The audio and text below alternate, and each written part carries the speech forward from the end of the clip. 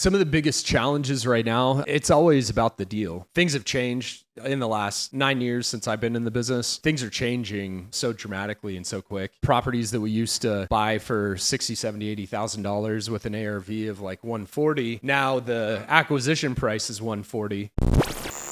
So I'm really excited to announce tonight's guest, Mr. Ben Deal. Ben is known as the best deal in real estate. He's a top investor agent in Houston with over 8 years in real estate and 20 years in sales. He's helped acquire hundreds of investment properties. He's helped clients grow their wealth through strategic property investments, and he guides investors on maximizing their returns, but also mentors and coaches them and agents on how to invest in real estate and how to build wealth for themselves. So, Ben, welcome to the show. All right. Did I miss anything there? No, we're good, man. I'm a father. I've got 3 girls under 8, so always open to some prayers there. So exciting times. Absolutely. Well, you've had a lot of success as an investor agent. You've negotiated deals for some of the top investment companies in Houston, and as a realtor, as an agent, you've represented local individual investors, but also large investment firms. And you're also an active investor yourself. So you have a unique perspective. Before we get too into the weeds, what does it mean to you to be an investor agent? Yeah. So the way that I define being an investor agent is that I work with investors. I invest, and then I also help real estate agents learn how to work with investors as well. I think the interesting thing is, especially within our capacity, an investor agent can be a licensed real estate agent that is actively working with investors, and it can also be a licensed investor. So an investor that is using the real estate license as a tool for their real estate investing business, very similar to how you look at you and Brant, and a lot of investors that are just using their license as a tool for their business. And then an investor agent more so will use it as an opportunity to create additional income by transacting and doing deals. Yeah, I love that. And I've been talking with, most real estate agents want to invest. They either say they don't know how or they don't have any money, which really is a I don't know how question. And when you learn that, it's another tool that you can use for yourself. You should, but you can also use to provide more value to your clients, and you've done that really well. But what inspired you to even become an investor agent? Well, why not just stick to the traditional side of the business, the traditional retail side? Yeah, the short story is an investment group offered to pay for my license. There you go. So I my background, I got into wholesaling. My wife and I started on our own, and then, a little bit of a longer story, but I did that, but my background is in sales and business development. So I got more into the acquisition side. So I went to go work with a couple top real estate investing companies in town. And that's kind of how I got, everything started. And from there, there was a small mastermind group that was like, hey, we love what you do. We'd love to have you help us source deals for our mastermind group, and we'll pay for you to get licensed. And so I was like, well, I was open to that. I didn't see any downside when I thought about it, because one of the big myths in the investment community is that having your real estate license will restrict what you're able to do in the investing business. And when I got into the business 9 years ago, that's everything that they said. They're like, oh, you don't want to get licensed because you won't be able to operate as a real estate investor, which I've come to find is absolutely not true. And in fact, the opposite is true, that I believe it creates an exponential opportunity to make money in the business by getting licensed. And for anybody that's a new real estate investor or looking to get into the business,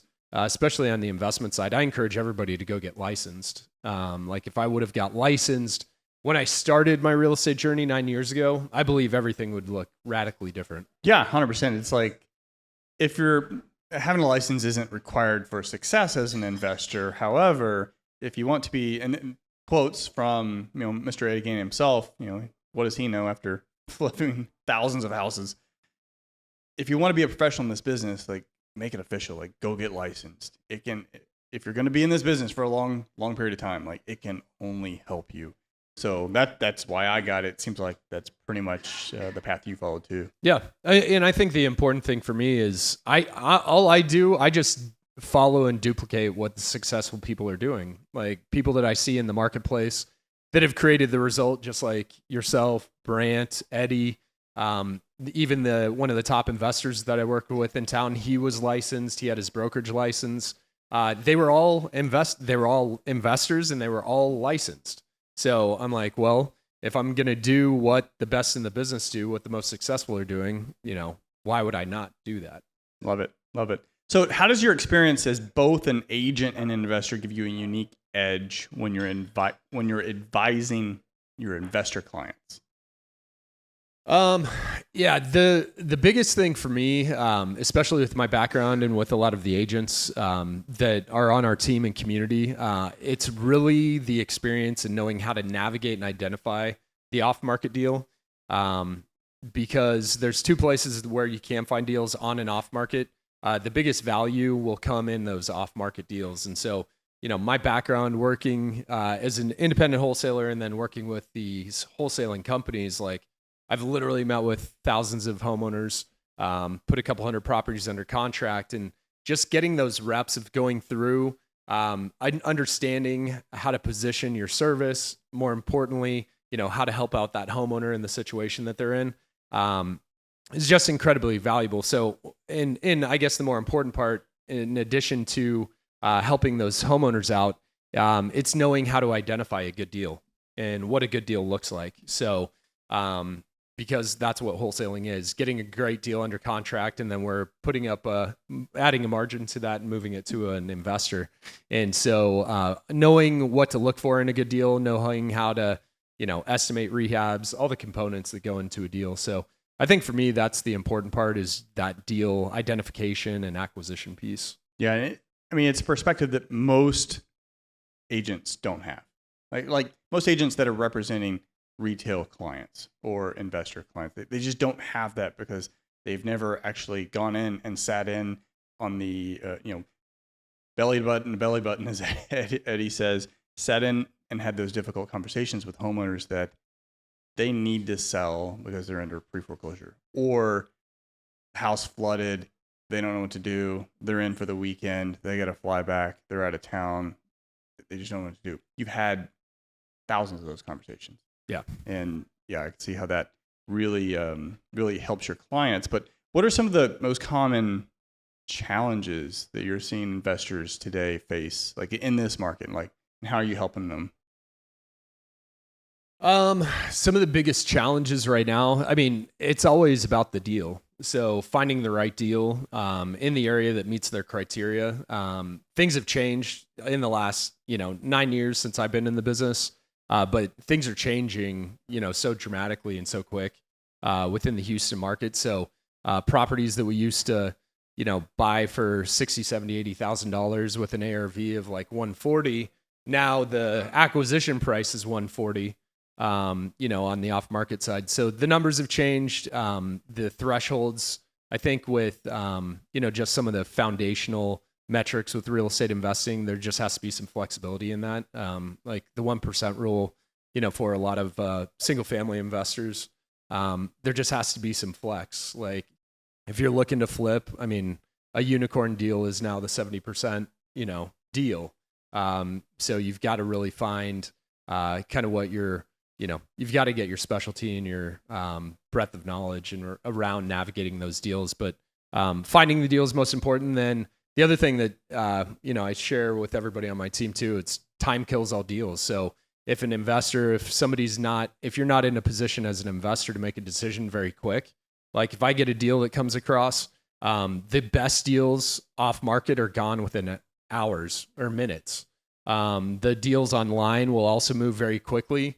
So you have to be able to be aware of what to look for, and be able to say yes, like really quick. And I think for a newer investor, that's the more challenging piece, is how to shorten that time frame of making a decision, where you're like, hey, especially off market, because you're going to be committing some financial resources up front to secure that deal. 100%. Yeah. And that's where the reps come in. Yeah. Being able to pull that trigger or guide another investor on pulling that trigger. When you were talking about changes in the market, I was just reflecting back to, I was talking with, this is like 2011, 2012. I remember talking with, I didn't have my license at the time. I was talking with an agent who was, helping out with some properties on the MLS. And I remember just like, I was young and dumb, especially looking back. I'm like, you can't build houses for this price. Like why on earth is it so low? I didn't quite understand what was going on in the market. Man, hindsight 2020. But in hindsight, like, man, I should have bought all of them. Now it's a much different situation where prices are high, interest rates are high, building costs are high, like everything's high. But having those reps to spot a deal in this market and execute quickly, that's how you get the good ones. Yep. Absolutely. So how are you finding these investor clients to work with? Yeah, I think a lot of the investor clients that I work with, they're through networking, they're through my network, they're through events that we host. And, I think the important thing working with investors, and I've got an investor agent game plan that I've just kind of figured out with the success that I've had in the business. What are the pieces of that? Because investors, they're a different breed of client. Yeah. And investors are relationship focused, and they want to know that you can produce and that they can trust you to do that work. And so, like, you don't have to go out and have 100 investors that you're working with. You only really need 4 or 5 that are actively buying. And so it's really trying to find those investors that kind of are the right fit for you, and you're the right fit for them.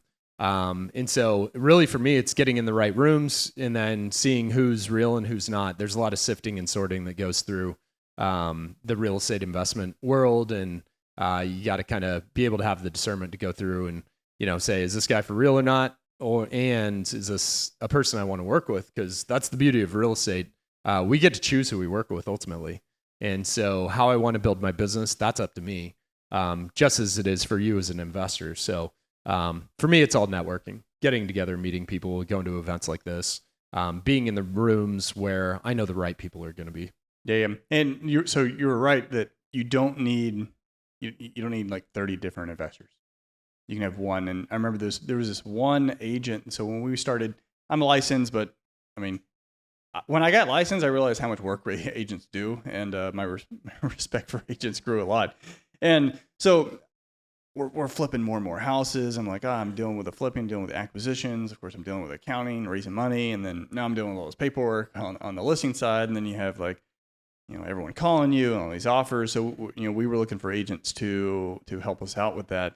And it was just this one team. I don't know how many deals. We probably did over 100 deals with them. Just one team. And you're right. It was just relationship, knowing that they understood what we were doing. And we were able to make that work with them. And it was a good relationship for a long time. Now, you can make a lot of money in commission working with investor clients. And when you have those relationships, you'll be working a lot. It'll be very busy. You'll be compensated well. But at the end of the day, it's still transaction. It's a job. You're doing a job and you're getting paid for that. But if you want to build real wealth, you want to build passive income, you have to step on the other side of the aisle. You have to invest yourself. So what made you jump from the agent side over to the investor side? I think it's always a jump back and forth. And the one thing I want to clarify real quick too, in terms of the working with, you just mentioned working with investors. Working with investors is just a different type of work in the real estate game. I think for me, the nice thing with working with investors is it's more financially driven. It's more transactional, less emotion. So there's a lot of kind of streamlining where you can focus on the important part of the relationship inside of that. So it's a different type of work. You can kind of choose your work in the real estate game, whether you're a realtor working with buyers and the traditional homeowner, but the investors is just more efficient type spot. But yeah, I think for me, in terms of being on the investor side, like it's something I'm still in pursuit of. And so I still have goals that I want to hit. A majority of my business is and still has been wholesaling. I think it's just in my real estate DNA, just by how I got started, because if you're in this business long enough, I've heard enough stories and horror stories around like deals gone sideways, deals gone terrible, learning from other people's mistakes instead of having my own learning opportunity. So I just know, my ability to, identify deals, and like I've got 2 deals under contract right now, and I could flip them. But I'll probably just end up wholesaling them, because at the end of the day, when you look at the lifespan of a deal, the time, energy, effort, stress of like running a flip, that could go totally sideways. It may be easier, maybe the best deal for me to just wholesale that thing for 20 grand, and just not have to deal with all the back end stuff. Oh, 100%. So, I mean, our metric was usually if we can get about half of what we would make flipping, like wholesaling, that was a no-brainer. Do that. Maybe if it was a little bit less, we'd consider it. And there's definitely times I wish we took the wholesale deal. So what does a wholesale deal look for you as an agent? Is it the traditional wholesale deal like it would for any wholesaler, or are you just calling commission a wholesale fee? Because I've done that where I just had a homeowner, I couldn't help them out. They needed the transaction very fast. I couldn't help them out in the time frame just because it was far away from where I was at. So I just called someone I knew that was buying in that area.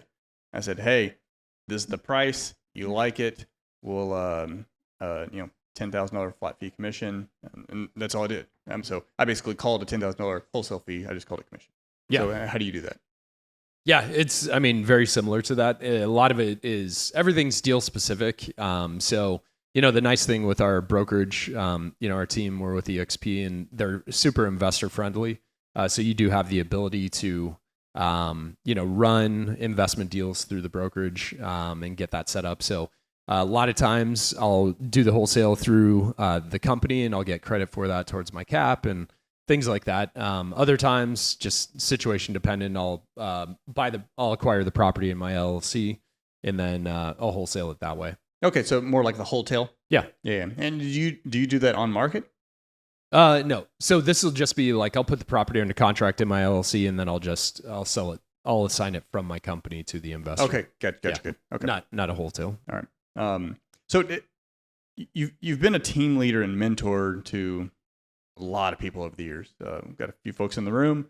What advice do you have for real estate agents, whether new or existing, who are interested in transitioning or maybe incorporating the investor agent strategy or investor agent approach?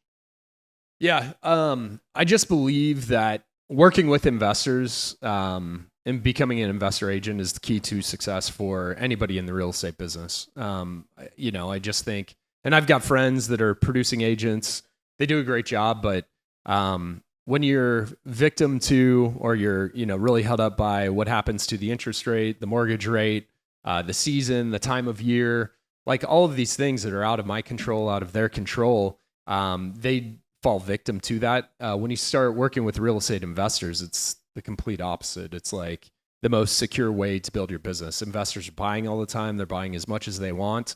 And, it's just a more consistent way to build your business. And I think the big thing for me, real estate is an and game. So I work with investors, and I work with my traditional retail business, my referrals, my neighbors, people from church, stuff like that. I do both.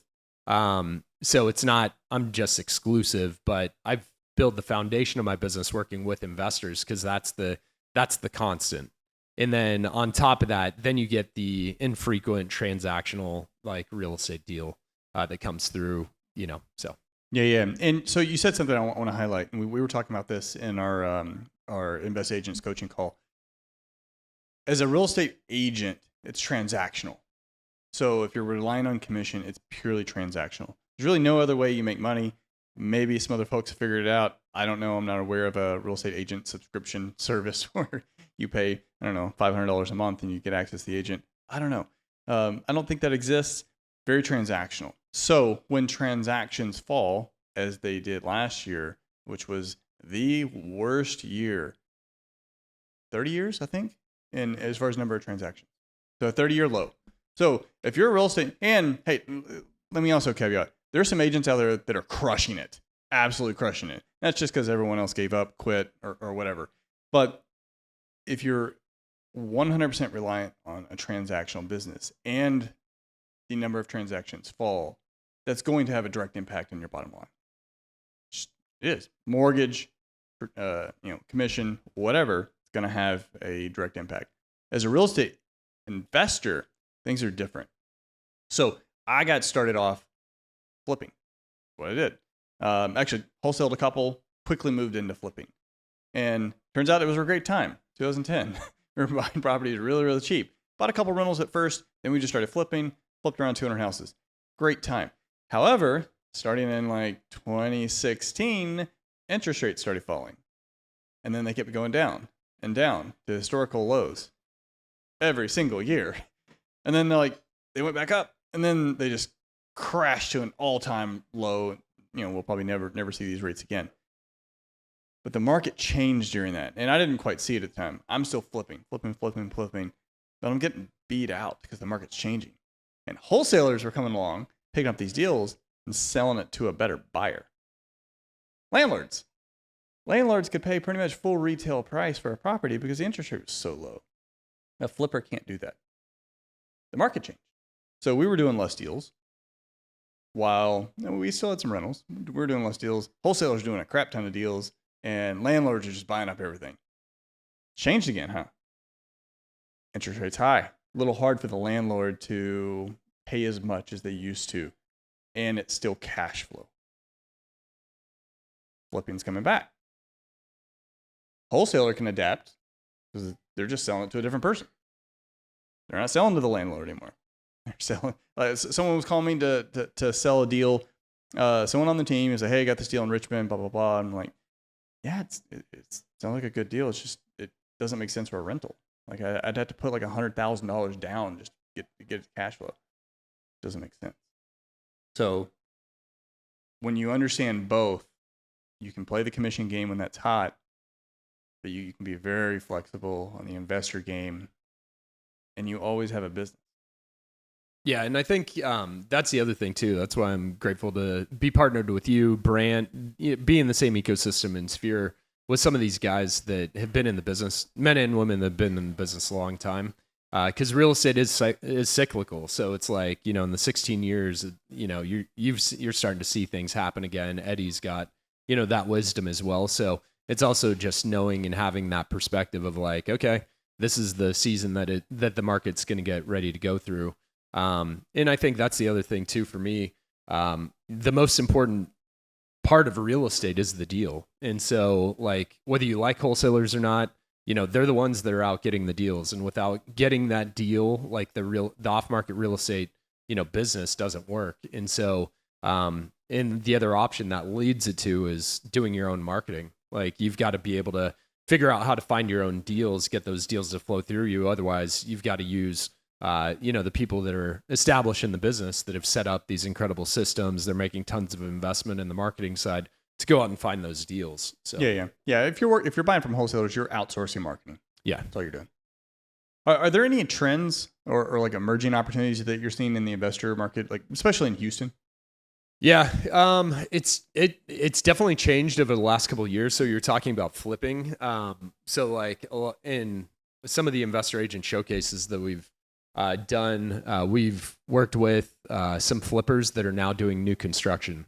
And so it used to be the new builds of doing the infill lots and then doing the multiple townhomes.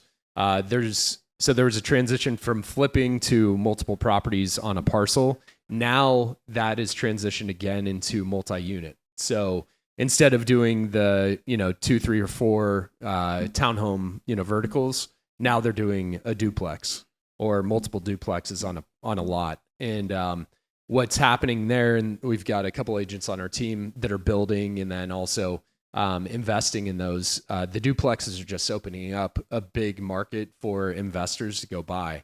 They're in developing areas and neighborhoods where the land and lot prices are affording those properties to be built on the new construction side, but they're having a lot of success doing that. Like there's an agent on our team They're building their like 11th or 12th duplex now.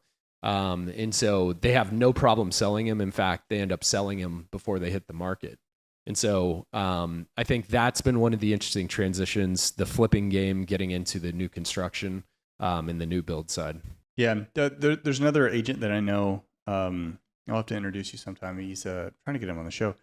He's doing the same thing. He's been building duplexes, as far as I know, strictly duplexes all over Houston. And he's rockstar veteran agent on that side too. So a couple questions I ask everyone on the show. Same 4 questions. And then after that, we're going to get some Q&A from the audience. So if you got a question, get it ready. If you could give advice to your 20-year-old self, what would it be? I know you're not that old. Yeah, that was a while ago. Yeah, my 20-year-old self, man. There's a number of things. One, it would be just do more work in my faith life. I think would be like ultimately the most important thing. If I would go back to my 20s, it would just be more of the spiritual work, like work on a relationship with Christ and what that looks like. Because for me now, that's the most important piece. And I think if I would have started there early on, I believe things would look a lot different, and things are perfect exactly how they are. So that would be cool. But I mean, that would be great to be able to go back and do. But yeah, I just think the earlier, all roads for me led to real estate. So I also think too, that's why I get excited to see some of the young men and women that are getting into the real estate business. They're like foregoing going to college. They're getting their real estate license. They're getting into the real estate business. I mean, there's some incredibly young, successful guys that are in the business right now. And I think if I would, turn the clock back, I would get into real estate and be super active on the investment side and building that out. What book or books have greatly influenced your life? Yeah, I mean, right now it's the Bible. I mean, and like, no joke, it's one of the guys that I follow. He's a big mentor, leads a big men's movement, and it's the Bible. I know a lot of people say it, but he's like, if I was going to give you any book to read, like that would be it. There's just so much in it. There's so much in one passage, one scripture, one verse. It's like it's the place that I'm just I'm gonna most dig a little deeper to. there because what book in the Bible? Oh man, that's a good question. I'm in the Gospels right now. I think the biggest thing for me, and I think it's the most important thing too, in terms of just mentor, like finding a mentor, identifying someone of success and significance, and following what they did. So for me right now, it's just looking at Jesus and his life. Like, how did he go through and operate? How did he communicate and talk to people? How did he lead people? And that's exactly why I ended up getting connected with you and Brant. I want to be able to see what the best in the business are doing, how I can learn from them, and get in proximity, get in relationships. So for me, that's, it's been in the Gospels, following Jesus. So love it. Yeah. In the last 5 years, what new belief, behavior, or habit has most improved your life? Yeah. The most impactful has been, I've got into that, investing into myself the first thing in the day. So I just believe the way that you start your day and prioritize your day is a reflection for me of my beliefs. And so for me, I'm getting up, I'm getting into the Word first thing in the morning, and then I'm going and getting my workout in. It's not convenient, it's not comfortable. I mean, I'm up at 3:30 in the morning. Ooh. And then I get my Bible study in, and then I'm out to get a workout in at 5. And then I'm back home with my family, by 6. And so for me, it's investing in my faith and myself, and then for my family. So that's been the most important thing, is like just how I start my day. I just want my day to become a reflection of my priorities. Yeah. You get that win. Yeah. You get a win. Straight up. How can people reach out to you? Yeah, the best place to reach me is on Instagram. So it's at Benjamin Deal. So you can reach out to me there. You're also welcome to send me a text at 832-835-0558. Again, it's 832-835-0558. And you're welcome to reach out. I also have a link on my Instagram, if you want to book a time to talk with me about investing, about if you're a real estate agent, want to learn more about what we're doing, I've got a Calendly link that you can book and secure some time with me there. All right, fill up his calendar. All right, Q&A, audience. Who's first? All right, man. My name is Isaiah Bonilla. I'm an agent. And my question is, can you tell us a little bit about your first wholesale deal? My first, why don't I just talk about the most recent one? That's the one you remember? Yeah. Well, it's the one that's most relevant and fresh right now. So, the deal, like I said, the best deals are the ones you find yourself. And so to find a real estate investment deal, the numbers that I share, it's literally 1 out of 1,000 homeowners is kind of that real estate investment. Like they've checked the box for a real estate investment deal. So you have to do a lot of marketing, a lot of communication, or you have to become the person that homeowner will go to, or you'll get the referral for. Like this last deal that we just did for our team, it's pretty unique. We didn't talk about it, but it was a deal from an investor that I've worked with that I helped him acquire a bunch of properties. And he had his wife, his father-in-law, they were getting ready to age out, move out of their house. And so he called me and was like, hey, this is the deal. This is the price we need to get. And we were able to negotiate and get the deal secured.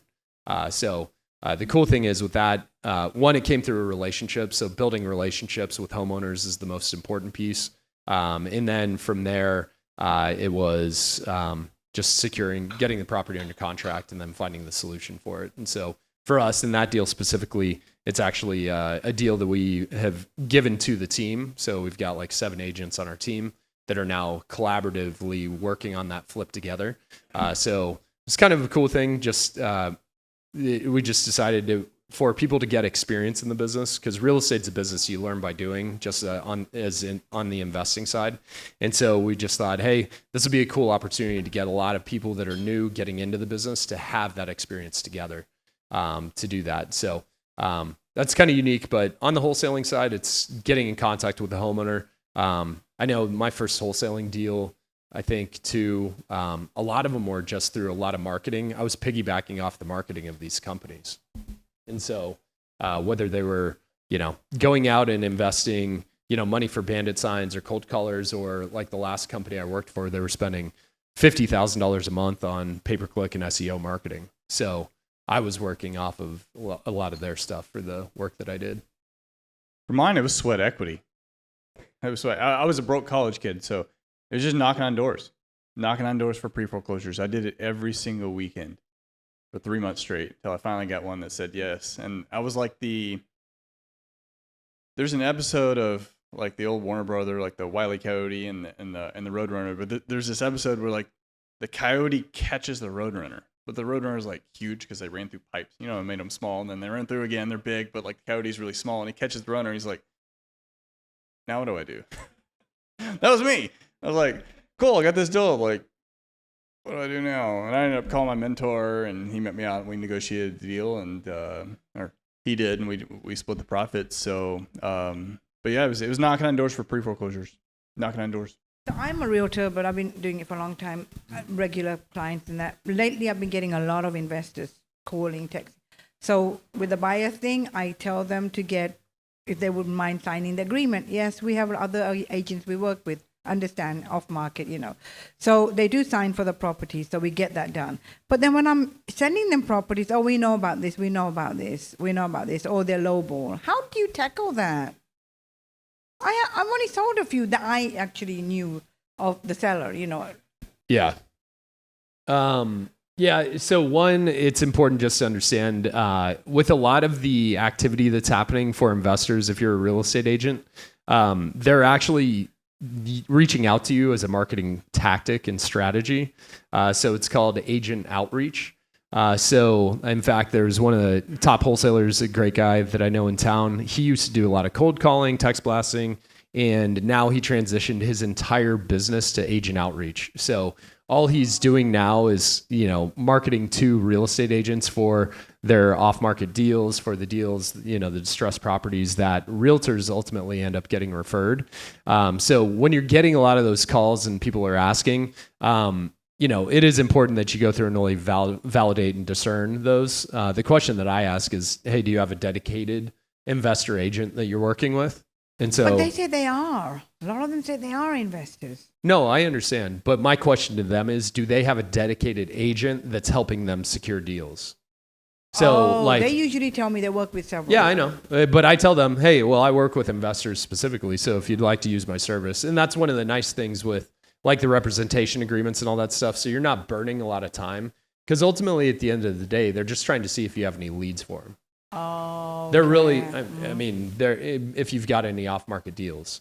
And so you just want to be able to cut through that. Sometimes they may really want you to work through that, but a lot of the activity that's happening on those outbound calls, texts, emails that you're getting, they're just marketing. So that's what the investors are doing. Okay. Yeah. That's And so on the deals you're sending them, are you sending them on market deals? No, they only insist on off market. Okay. So it's off market, which I get from wholesalers or, on my texts and emails. And I say, okay, and I talk to them by text and email or phone, that what is the deal on this one, blah, blah. They tell me. Okay. The person who sent it to me is a wholesaler. Yeah. 100% of So the time. And part of the challenge there is a lot of them are getting the same emails. So yes, yeah. So they are. Yeah. It's like that's why most investors don't look at on market, just because they already see it. And the best deals on market, like if it's a real good deal, it's gone. I mean, It's gone. That's what I tell them. Yeah, because you've listed them. Foreclosures, go higher than regular. Yeah. They'll So get basically, 30 offers. you're saying that, they all get them, but then why do they ask me then if they already get? So like what he's saying, they're looking for your leads. So that way they want to be the person when the off-market deal comes to you that's not a wholesaler. It's just an off-market because your neighbor's I've done a few cousin, of them. I saw. Yeah. I met an agent who was a seller's agent, and that's how we did it for a couple of deals. And they want you to call them for that. Mm-hmm. However, I think your approach to agents do qualify them, make sure they're not wholesalers, make sure they're end buyers. But beyond that, know what their criteria is, because if you're sending like the agent that was, and no disrespect to him, he just didn't know. But if he would ask me ahead of time, hey, what do you look for? I would tell him, hey, if you're going to send me a deal that might be a good rental, I need the rent to be 1.2% or higher of whatever my all-in purchase price is. Mm-hmm, mm-hmm. So if you're sending me a deal that's $300,000, like the math just will never work there. Yeah. Okay. So if you know their criteria, So you have to get thorough with them. well, you don't. It's just understand their basic criteria, Mm-hmm. and then just get educated on cash and cash return, ROI, ARV, the actual repair estimates. What those about if kind they're of things. just flippers, flip and sell? Flippers are pretty simple. 70% minus repairs. They'll go up to 75 sometimes. Well, a lot of them tell me that, but when I send it to them, they say, okay, they lowball. And I say, okay, well, it's not going to be accepted. And after a couple of days, it's gone. It goes in, the home goes so quick. Yeah. If you have a 70% ARV minus repairs deal in good neighborhoods, like I'll buy them. So you can call me. Okay, all right. Now, if you're using the wholesaler's numbers and then you're sending it to me, I got to double the wholesale number. Now it doesn't work anymore. But Well, I have a lead I got. She's not want to sell in Sugar Land, Missouri City, prime location. Her rental is, she told me about $2,500 or $2,300, and the home she wants. What was the price anyway? I forgot now, but it was a week ago. But she wanted a certain price, and she said, "I'm not working with any realtor. I don't want to put it on the market." Blah blah. So I need to find an investor. So maybe I could talk. to you. Yeah. And so I'm transparent. Most like very successful investors who are we're in the business of getting a deal. So we'll be transparent. Yeah. Hey, on this, it's not that I'm saying no to this deal. It's just I need this number. If you can get that, we're in. If they get their number, happy so to I write you need a to check ask for them what commission. number you want. On the deal. I don't need a 50% deal. I'll take it. I'm good. 70, 75 just kind of depends on on the deal. Yeah, because I'm getting leads that some people don't want to, and that's how I sold a couple of them, and they don't want to set a list. So I talked to some investors, but then they just lowball. You just need to find different investors. Ask how many deals they personally close in their own entity. And when they tell you they've done so many, like I've been doing this for so many years and I've got this many hundreds or whatever, how can you check it? Like you can check a realtor how many they've sold. I wouldn't waste time on checking it. But you also got to consider that I've wholesale deals where, and I know the game, I'm sure you've wholesale deals where we get offers from very successful investors that are way down here, or like way down here, and then I'll get several down here, I'll get some in the middle, and then I'll get like one, maybe two that are, it's like up higher. So then, of course, depending on their financing, I may go with one of these, may go with one of these, but there's always going to be the ones that are going to lowball you. That's where having a buyer's list. So if you do that consistently. So that's why I'm offish with the investors. But yeah, we can talk. Yeah, I guess. Yeah. But the other thing too, my encouragement to you and to, any other real estate agents, it's those ultimately the investors after the relationships and the network that you've already established in your business.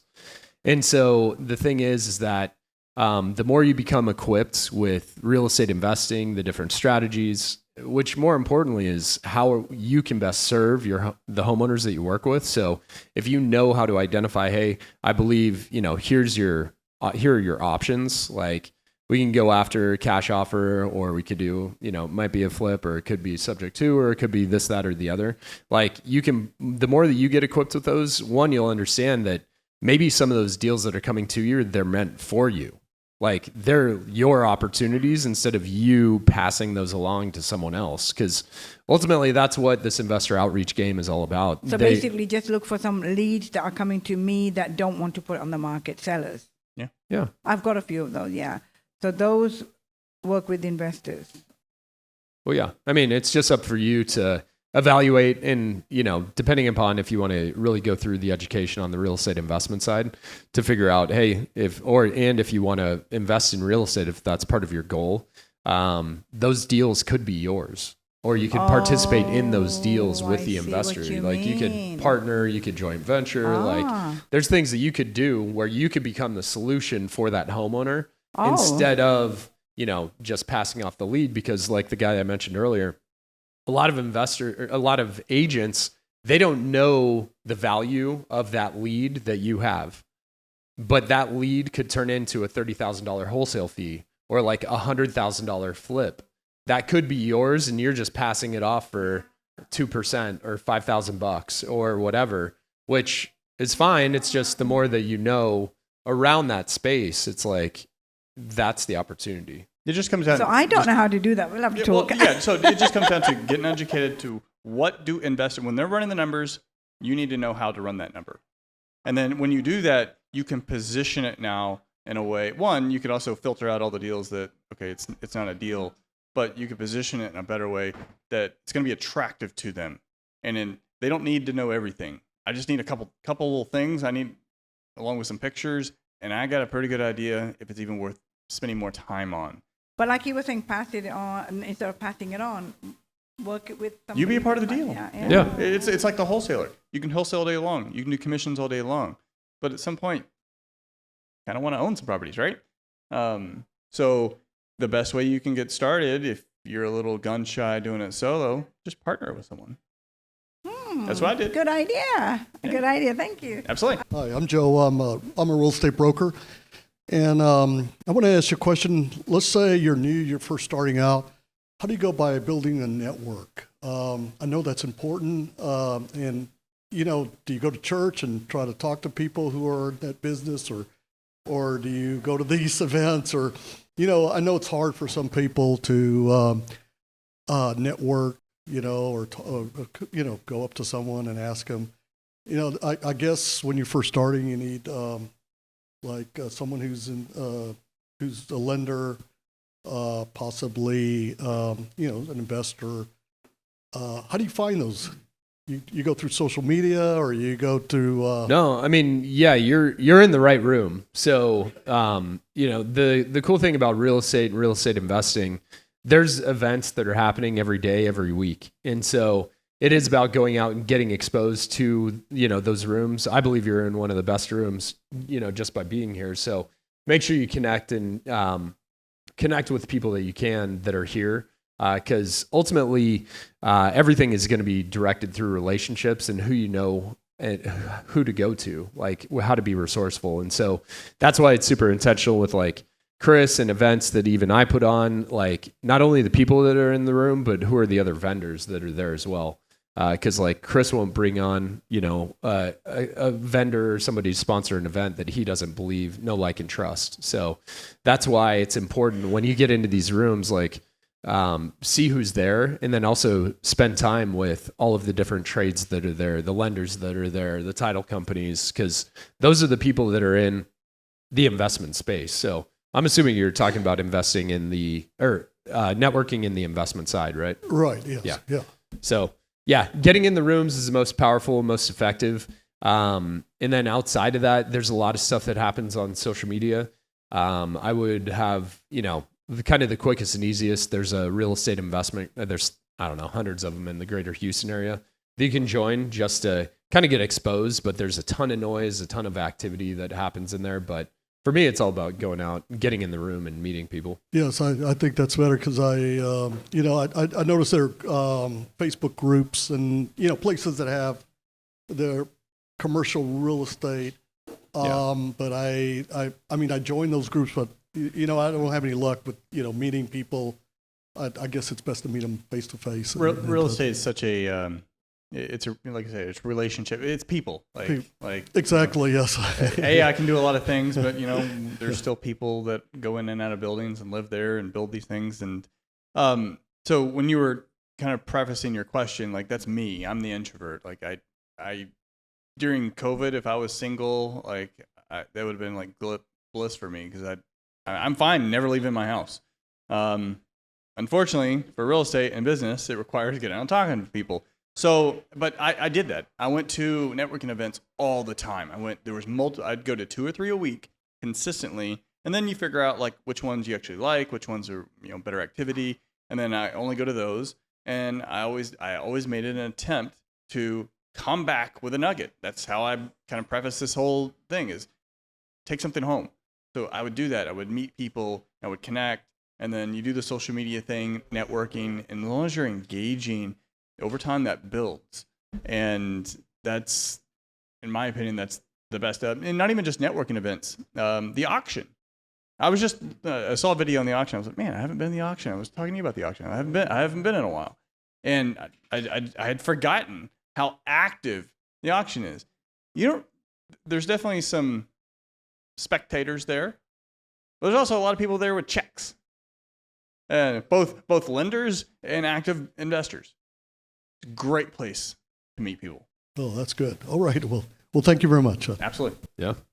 Who's next? Okay, so I'm fairly new. I think I'm almost dry behind my ears now with real estate, as far as saying I just started and everything. But I thought I had a plan for this year, and then slowly watching my team and some things that I've been seeing on social media here lately, it kind of threw my plan out the window. So my question to you is I've heard you say a lot of times that getting a property and then putting it as a rental property could be, a win or maybe not a win, and sometimes maybe not a win.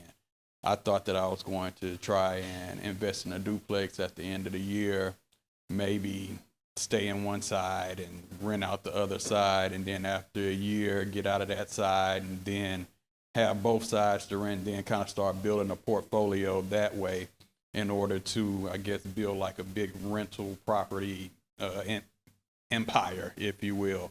But from what I've been seeing here lately with the market, like maybe 4 years ago, that plan seemed like it was the plan that everybody was doing. Now I see more people, hey, I'm getting a property, I'm gonna go do whatever I gotta do, rehab on it, flip it, go and do it again. And people are doing 4 and 5 properties every month and things like that. So was my plan misjudged at the part of thinking that the rental properties is the way to go?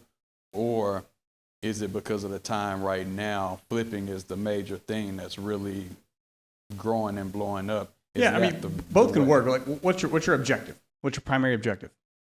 I thought the primary objective was to try and get a whole bunch of either duplexes or something like that and just rent them out. Okay, so passive income, that is primary objective. So rental properties, yes, it's challenging now just because of the interest rates. House hacking makes that work because you need a place to live. House hacking meaning you're living in you said a duplex, you're living in one side. It could also be just a single family unit and you're renting out some other rooms, but I'd rather do the duplex if I was going to do that. That works because you need a place to live. You're basically subsidizing the investment. You live there too. It's great. Moving out, now do the numbers work? And I don't know. Maybe they do, maybe they don't. But you could always refinance later. If the rates due to go down or market goes up or both, then you could potentially refinance and, the numbers could work there. So it's not that strategy doesn't work. It's just it may be a little slower just because of the market conditions. My advice is take what the market gives you. So if the market's giving you opportunities to, like going back, we were flipping a ton. The market was giving landlords a lot more money starting in like 2016, and it just got better and better and better. And we're still flipping, but we're like, the tides have turned. Like we're having to swim faster and faster, and our margins were squeezing. And we're having to do like so much more work for the same amount of money or less money.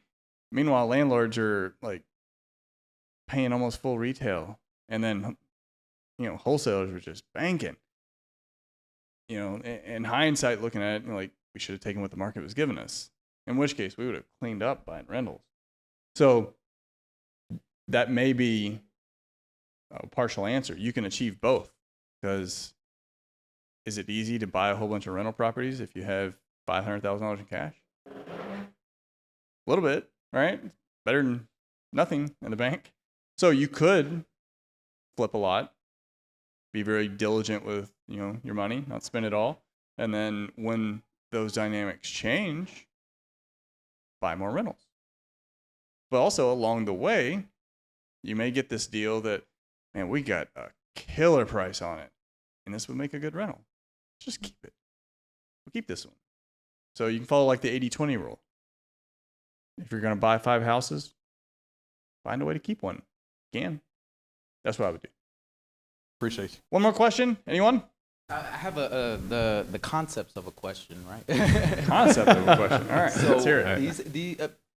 My thinking is prices are going to go up in the future. We're going to see a lot more. I mean, with tariffs and stuff, they were paused for a month, right? Are there any strategies as, a real estate investor? I've heard different things about new construction. I've heard different things about flipping. Which route do you guys like more? And what's a little bit of insight that you guys have about the future, The future. I can talk. Let's go, Chris. You want to go? Man. Break out that crystal ball. Yeah, exactly. One in general, I think since we've been in Houston, I've been down here for 9 years.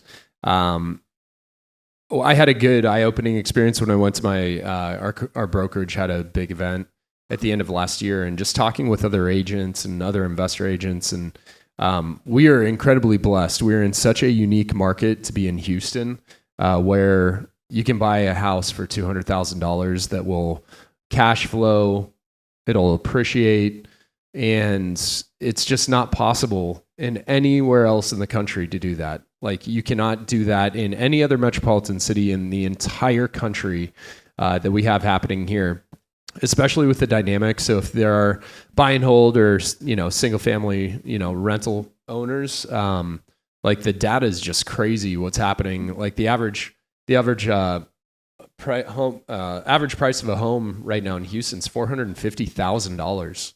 And so even if you're buying a house for $200,000, there's going to be a lift in the value of that property.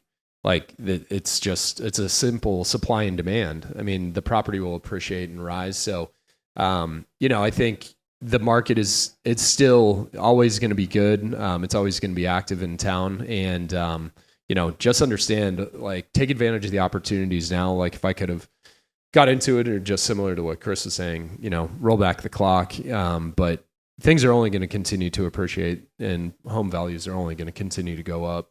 And I'm confident in that. And the one question I always ask, or that I always respond when people ask me, how's the market in Houston? I just say, well, do you think people are going to stop moving to Texas? And, that's really the simple question. That's the simplest way that I answer it. And then you start laying on all the great things about Houston, all the great things that we have going on, from the oil and energy to the medical to all the great things that are happening in the city. There's just so much upside to what we're doing. So, yeah. So, I mean, you have macro, which nation, state, region, and then you got micro, your individual cities. But really, if you want to dig micro, you go down to the subdivision. Macro, talking about macro. So, construction costs in 2024, highest on record. 64.4% of the home sales price is construction costs. It's just the sticks and stuff that go into it. Margins, you may think, man, these builders, they're just crushing it margins. Nope, 11%. And if the market changes a little bit, they lose money. They go out of business. So it went up not even 1% over the last year. As far as activity, as far as construction, it's a little mixed. So overall housing was up 15%. This includes multifamily. So single family, multifamily. Overall in December, it was down almost 4%. Single family, again, we're talking macro. I mean, at the end of the day, you live in Houston, but single family up 6.5% year over year. Starts, that starts, so meaning they actually started the construction. Completions up 2.2%. Multifamily fell off a cliff. Starts down 25%. Completions were up 35%. That's just because they were building so many of them during COVID that those projects, because those aren't 6-month projects, that they were hitting the market. So their completions are up, but they just stopped doing them because certain markets they're just, especially like Miami, Austin, even Houston. There's a lot of supply that has to get absorbed. So multifamily, that supply, once it's dried out, there's going to be a pretty decent window where there's just no competition coming on the market. That's going to be good if you're a landlord. So ultimately, if you, like Ben was saying, like, are people going to keep moving to Texas? We got a lot of tailwinds. Like, it's pretty nice here. We got a strong economy, very diverse economy, the Texas Triangle, and then the population of San Antonio. That is how much Houston is going to be. That's how many people are going to be moving to Houston over the next 15 years, so 15, 20 years. It's a lot of people. Those people need to live somewhere. So overall, on a macro standpoint, I feel good. Tariffs, who knows what's going to happen with those. Hopefully they don't kick in. But if they do, that just means it's harder to build homes. Therefore, there's less inventory. Therefore, the existing inventory prices will be higher. So overall, I'm bullish. Your strategy will just have to change. And just because a market's going to crush, I remember this story that I heard where this one investor, he knew the way development was moving. He knew this piece of land was going to be a gold mine. So he bought this piece of land. And his problem was he was right. What he didn't really factor in is time. So he was right. It just didn't happen in his timeline. And he lost the property. And then someone came in, probably bought it for pennies on the dollar. They made a ton of money because everything he was right. It's just, you have to be able to play that timeline out. So that's where the easiest property to win on is rental property. Because if you can support negative cash flow, I don't recommend that. But if you can, over time, you get a paid in full, a free and clear property. Everyone could enjoy that. But if it cash flows, and you get a paid a free and clear property after 15, 20 years, 30 years, or whatever, even better.